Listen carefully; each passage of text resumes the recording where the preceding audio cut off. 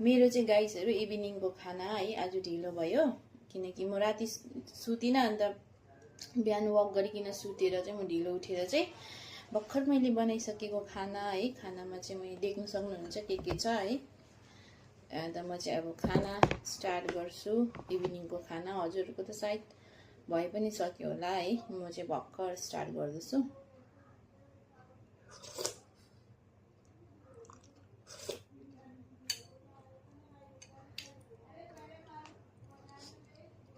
chicken नै मात्रै छ आज चाहिँ हैन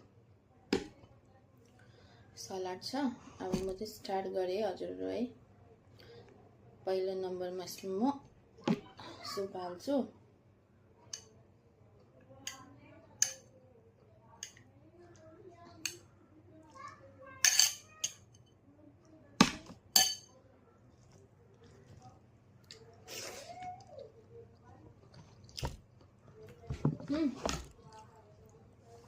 कहाँबाट स्टार्ट गर्नु गाइसहरु म कहाँबाट स्टार्ट गरौँ के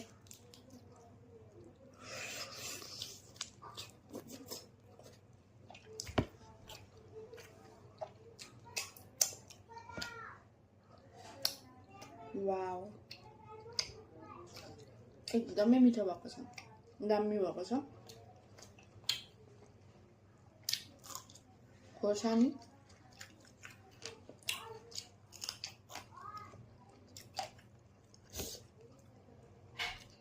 निम्बु हाल्छु है निम्बु ओहो प्याज दिनै बिर्सेछु